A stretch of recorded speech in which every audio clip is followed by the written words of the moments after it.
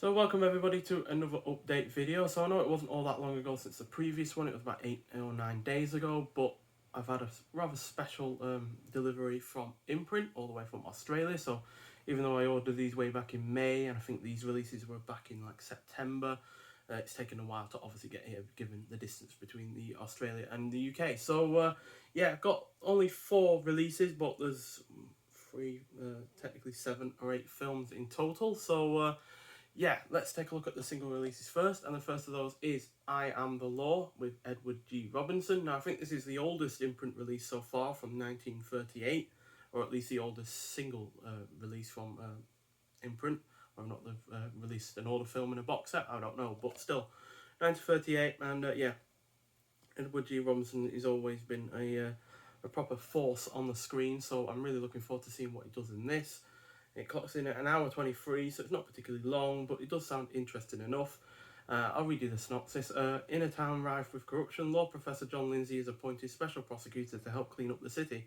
Lindsay quickly realises that not only does he have to deal with gangsters on the streets, but also in his own office. As friends of the mob work with his own department, it is up to Lindsay and his crew of college students to stand up to the mob and clean up the city. So it doesn't sound, particularly unique, but it does sound interesting and like a solid time. So yeah, really looking forward to seeing this because yeah, big fan of Edward G. Robinson in several of his films. And then we have from 1956, The Scarlet Hour. Now, I've not heard of any of the cast members in this before, or if I've seen anything from them before, it's nothing that I can remember, but still, again, yeah, interesting enough sounding film, even if not particularly unique, because it's about an unhappy wife who is having a romantic affair with her husband's employee, uses her powers of manipulation to draw the infatuated man into an ill-fated jewellery heist. So yeah, as per usual with these single disc releases, you get a really nice slipcover, and then you get the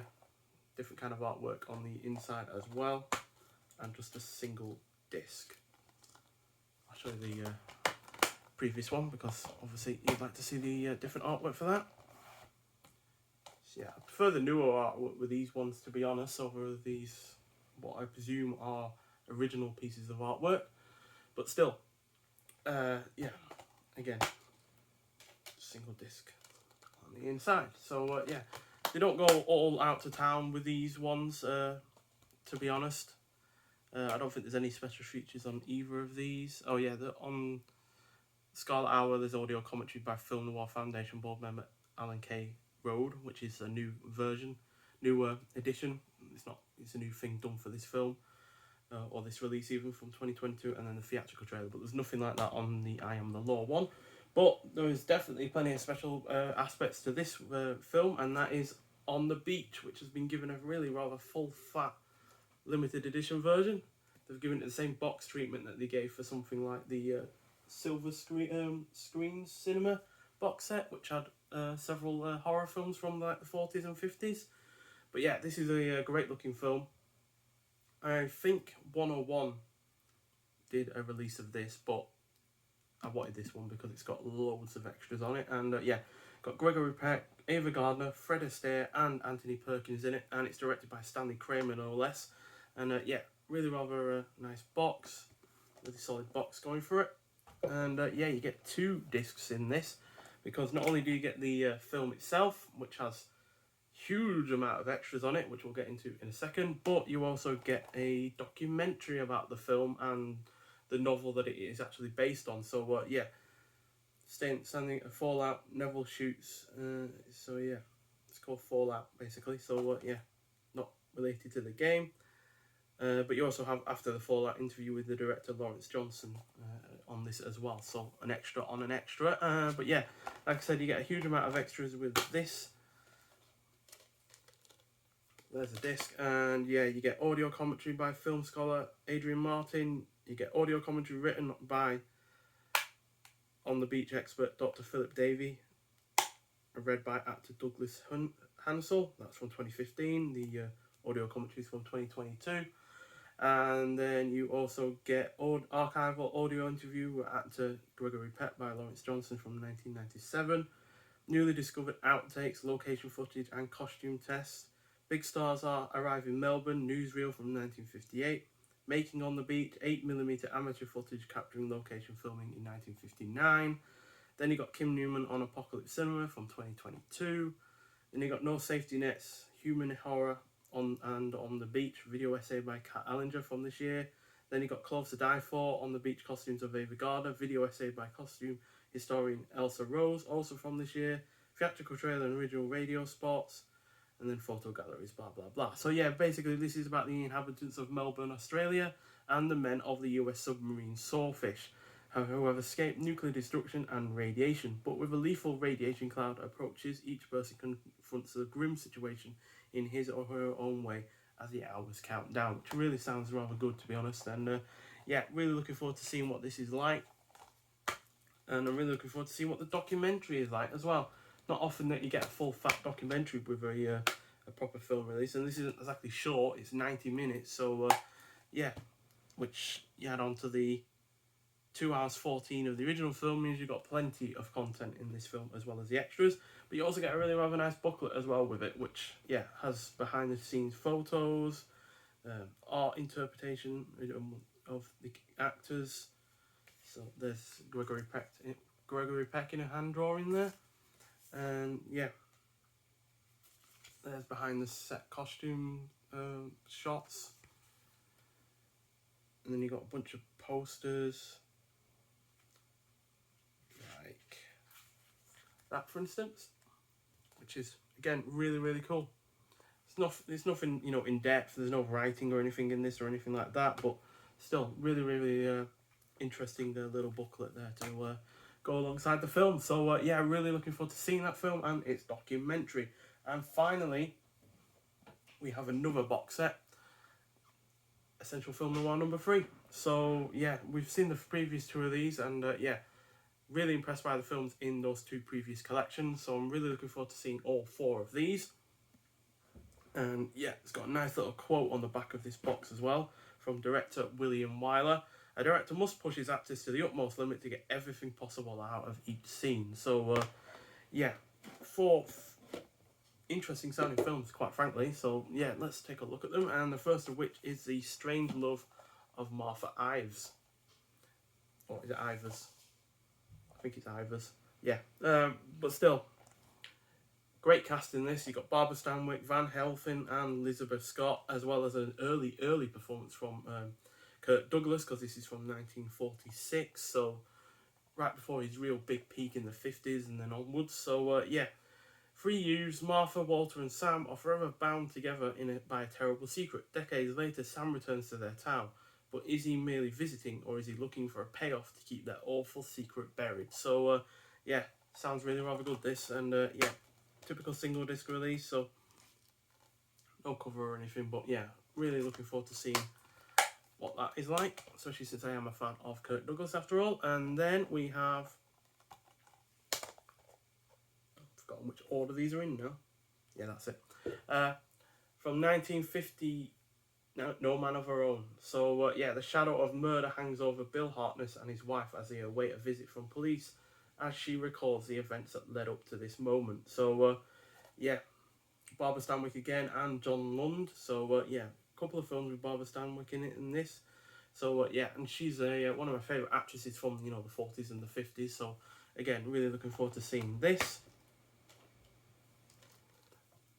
And there's a disc. And thirdly, which is a film that I was expecting to be in the Columbia Noir number 5 box set, but it's not, as it is The Desperate Hours, starring Humphrey Bogart. And obviously that Columbia Noir number 5 box set is focusing on Humphrey Bogart's film. So yeah, surprised this wasn't in that, but regardless, I'm glad at least I finally got my hands on it. So a hostage situation involving an escape con and a suburban everyman leads to a battle of wills and cunning that tightens into an unforgettable, fear-drenched finale.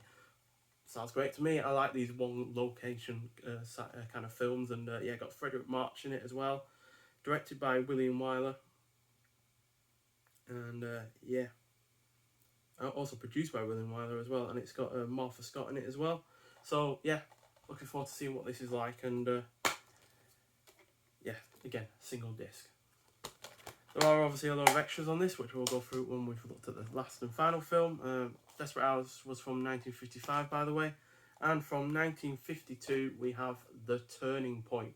So yeah, this has got William Holden, Edmund O'Brien, and Alexis Smith. The first two I've seen in plenty of films, so I'm really looking forward to seeing what they're going to be able to do in this. And yeah, prosecutor John Conroy is appointed to get rid of a crime syndicate that has taken control of his Midwestern town. When he enlists cynical but conscientious newspaperman Jerry McKibben to help, links between the syndicate and Conroy's policeman father are discovered. So yeah, also sounds interesting. Primarily because of the cast. Do sorry about my hair, but just washed it, so it's a bit all over the place. But yeah, still sounds pretty good. And yeah, doesn't have the rest of the cast that I've heard of, I don't think, but it's directed by William Dietrich. I think I've seen some stuff from before. So in terms of extras, well, we've got plenty on this. So on the first one, The Strange Love of Martha Ivers, we have, it's a 1080p presentation from a 4K scan by Paramount. You've got audio commentary by Film Noir Foundation board member Alan K. Rode, just like in one of the other films. You got In an Introduction with Kurt Douglas and Alan K. Rode. You got Barbara Stanwyck from stage to screen legend with film historian Alan K. Rode again. He's getting a lot of work out of this box set. Domestic Terror, Barbara Stanwyck and the Gothic Noir, video essay by Kat Ellinger, and then Barbara Stanwyck straight down the line documentary. Interested in that, I like a documentary. Then No Man of Her Own is a 1080p high definition presentation by Paramount. Audio commentary by film historian Drew Casper from this year. Writer, broadcast and journalist Barry Forshaw on No Man of Her Own, also from this year. And the Screen Directors Playhouse No Man of Her Own radio adaptation starring Barbara Stanwyck and Lyle Bettiger. Then The Turning Point, also in 1080p from Paramount. You once again got an audio commentary by Alan K. Rode. And then you got writer and broadcaster and journalist Barry Forshaw on The Turning Point. And then finally, The Desperate Hours, also 1080p, also got an audio commentary by film historian Kevin Lyons. And then, yeah, Barry Forshaw again looks at the film itself. So, yeah, that's all of the extras that it has going on for it. So, pretty decent release, to be honest. And, yeah, after being really impressed by the previous two, especially, I think, the second one, which I didn't have any from. I think I had a couple from the first one, but still, even the two I didn't have were really rather good. I'm really looking forward to seeing what this is like. So yeah, this is a box set in its fullness. So yeah, it's got a shot from one of the films. I think that's William Holden, so that's probably the Turning Point. And yeah, that's the side. And then let's see what side.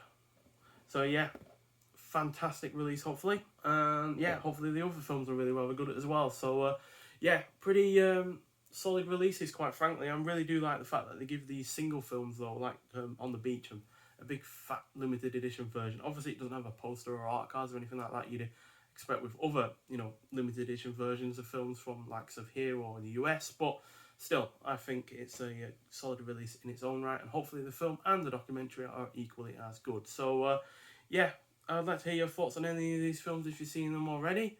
And yeah, nonetheless, I'll see you in the next one. Bye.